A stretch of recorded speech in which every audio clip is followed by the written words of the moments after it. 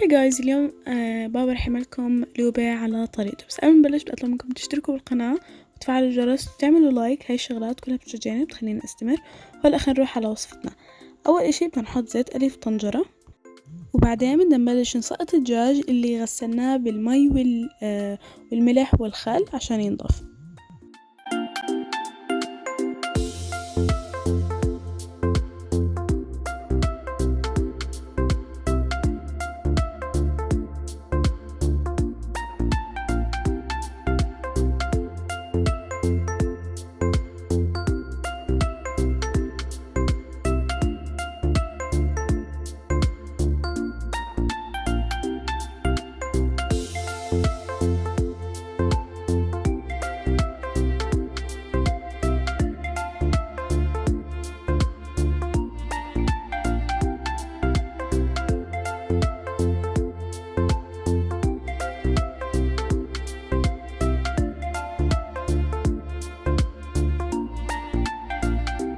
وبعدين بس يتقلى ويتغير لونه شوي بدنا نضيف المي عشان نقدر نقيم الزفرة.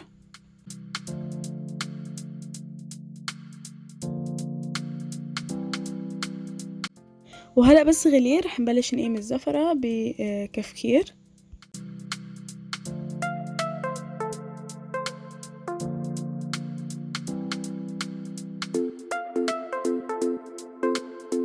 وهلأ بدنا نضيف المطيبات واللي هم البصل والبهارات الصحيحة والبهارات المطحونة.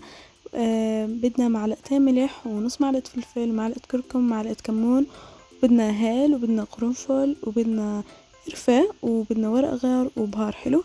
راح نحطهم مع البصل والدجاج، وهلأ بنغطي عليهم نخليهم يستووا لمدة تقريبا 45 دقيقة. بعدين بنحطهم بصينية وندخلهم الفرن حتى يتحمر.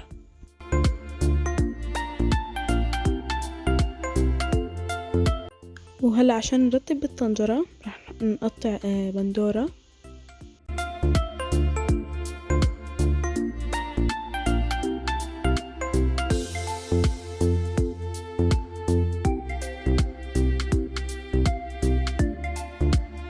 هلا بالنسبة للبتنجان وبطاطا وزهرة كل واحد يختار اللي بده اياه على ذوقه. احنا اخترنا بتنجان وبطاطا، وهلا عم نقشره بهاي الطريقة.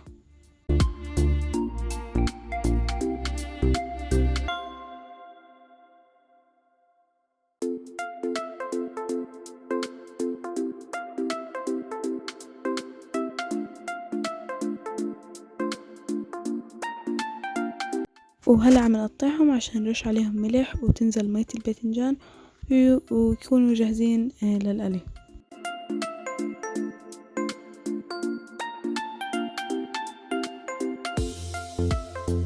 وبالنسبة للبطاطا رح نقطعها لمكعبات.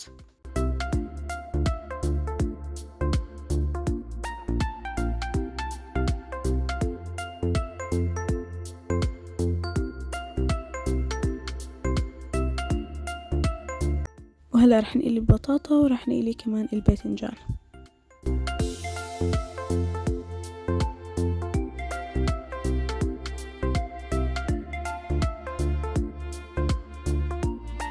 وهيك كل شي بيكون جاهز عشان نبلش نصفط بالطنجرة. ومن الدجاج طلعت هاي المي رح نحطها كمان، رح نستعملها.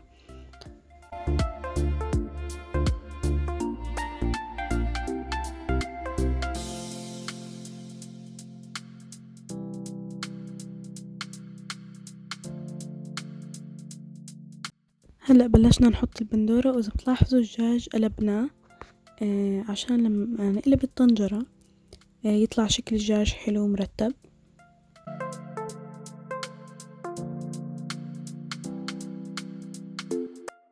وهلأ بدنا نحط الرز نقعناه بمي عشان تطلع النشا منه.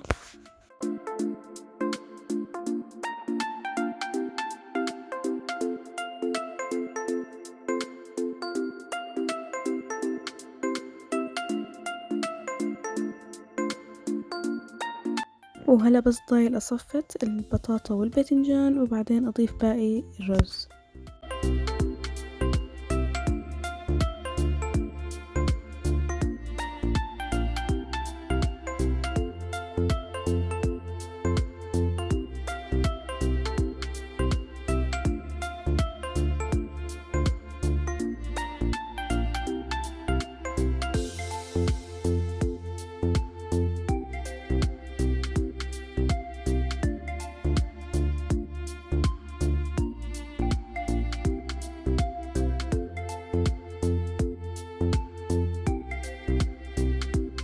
وهلأ بدنا نضيف المرقة على الدجاج عشان نبلش نطبخها.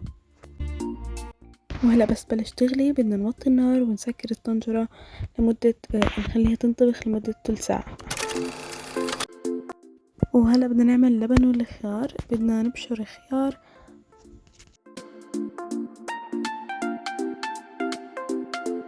وهلأ بدنا نفرم التومة بهاي الشكل.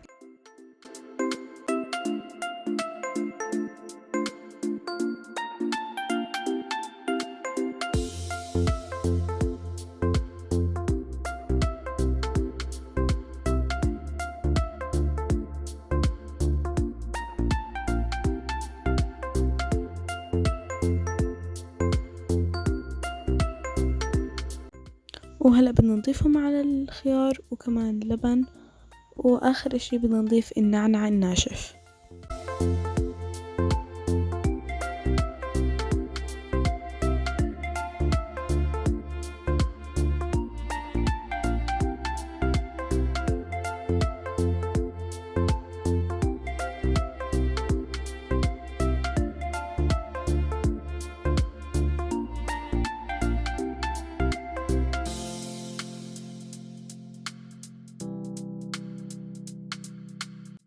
هيك اللبن والخيار يكون جاهز عنا. خلينا هلا نبلش نعمل الدقوس. طبعا كتير طيب هاي الطريقة مع المقلوبة.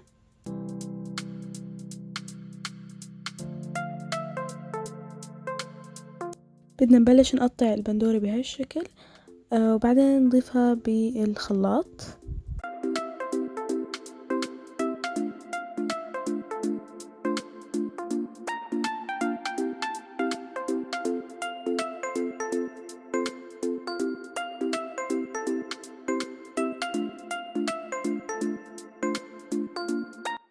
وبعدين بدنا فلفل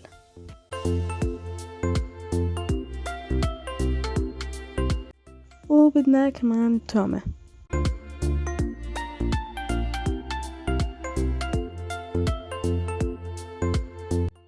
وبدنا معلقة لمعلقتين من معجون البندورة ومعلقة ملح ومعلقة نص معلقة فلفل. بدنا كمان مي.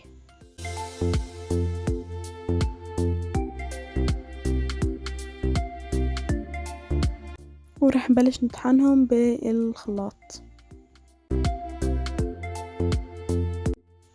وهلأ بدنا نضيفهم بطنجرة صغيرة عشان نوديهم على النار ويغلوا ويصير الدقوس عنا جاهز. وهيك الدقوس بيكون عنا جاهز، سهل وسريع وكتير طيب مع المقلوبة. هلأ بنرجع للمقلوبة عشان نقلبها. بس قبل ما نقلبها بدنا نحط عليها سمنة، لأنه السمنة بتعطي الرز طعم كتير طيبة. وهيك قلبناها وشوفوا المنظر والجمال.